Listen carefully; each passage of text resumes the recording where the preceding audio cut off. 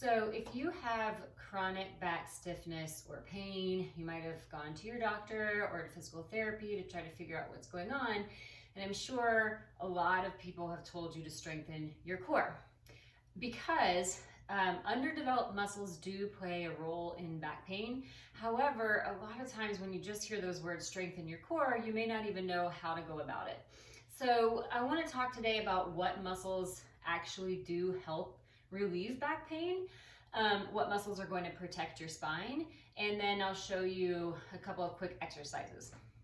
So when you need to strengthen your core, you actually need to strengthen the deep core, not necessarily the top layer of abdominals. You don't necessarily need to do rounding or twisting or that sort of core work. All of those things can come in handy a little bit later, but the first thing you want to work on is the deepest layer of abdominal muscle called the transversus abdominis.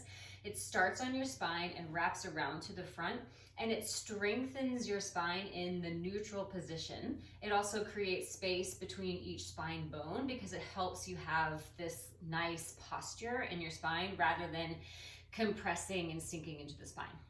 That muscle is also connected to your diaphragm, so when you breathe properly, you can engage the muscle properly. So the way that it works is on your inhale, it widens and expands, and then as you exhale, you want to imagine that it's wrapping around from the front to the back, or it's narrowing the waist and creating space between your bones, right? So some people use a corset as the image. I don't really know if that's the best image, but I think of just wrapping something around, or I think of pressing my belly button back toward my spine and my spine toward my belly button at the same time. Or I also just think about the breath going into my torso, inhaling, widening, letting it all go, and then exhaling to pull it back in. And you can do this in a number of exercises. So anything that you're in a neutral spine, if you're lying on your back and you're lifting your legs up and down, tapping your toes, that's a good exercise to do. Planks actually are supposed to work this. They're a little bit harder to feel the abdominals connecting because it's, a lot harder on your back. I'll show you an exercise you can do in a moment that is kind of a preparation for plank where you can get into this muscle really easily. Now, the other really important thing is that when you have back pain, you want to work your glutes. Your glutes are there to protect your spine. They take and absorb a lot of the shock around your spine. If they're strong, then your back has room to be free, and you're going to feel a lot less pain. So it's not only the core that you need to work when you have back pain, you also really need to work the glutes. The thing is, there's 3 different glute muscles. They all have different functions. So you've got to do a couple of different types of exercises to work all of the glutes. For me personally, I like doing like little side leg series, stuff like that, because it gets the glutes on the side. And then you can do, I'm going to show you one actually, so don't worry about that. So I'll show you one that kind of works all of them. But you can look for other glute exercises. There's tons of information out there to find exercises to work. The main important thing is that you know that when somebody says, oh, your back pain is coming from underdeveloped muscles, you know which ones to work. That's the deepest layer of abdominal muscle, the transversus abdominis, or the TVA, and the glutes.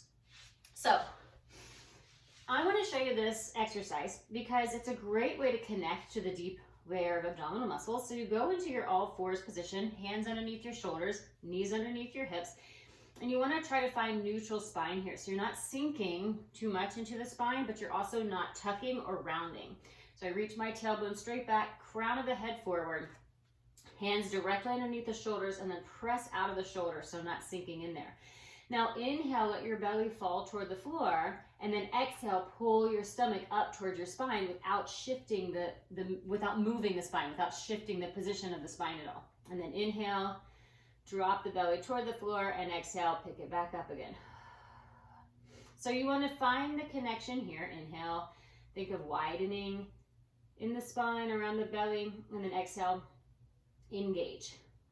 Once you have this connection, you can try a few different things here, right? You inhale, exhale, try to reach your right arm forward and your left leg back without shifting, and down. Exhale, left arm, right leg, inhale, down. Exhale, right arm, left leg, inhale, down. Notice I'm not shifting my spine at all, right? So you can do that up to 10 times. Or this is a really great one. Tuck the toes under, inhale, and then exhale, pull your belly in, lift the knees till they're hovering off the floor, and hold it for 10 seconds. 9, 8, 7, 6, 5, 4, 3, 2, and 1. And again, you can repeat those exercises over and over again to just really strengthen and condition the core. So this exercise works both the core and the glutes at the same time. So clasp my hands together. You got to be okay on your knees, and you have to be okay with your neck for this exercise, but give it a try. Tuck the right toes under. Reach that right leg straight back. Inhale. Exhale, pull your belly in. Lift the right leg up toward the ceiling. Try to use the glute to lift the leg, and then slowly lower it down.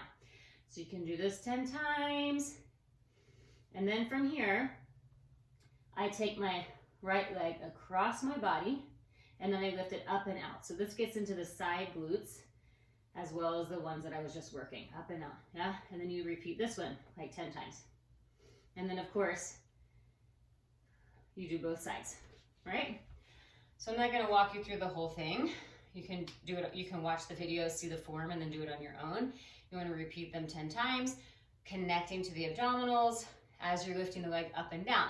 The reason that's great is because the more you're connecting to that deep core and engaging the glutes at the same time, you're creating the relationship between the glutes and the deep core, and that is what brings your spine stability and gets rid of a lot of your pain.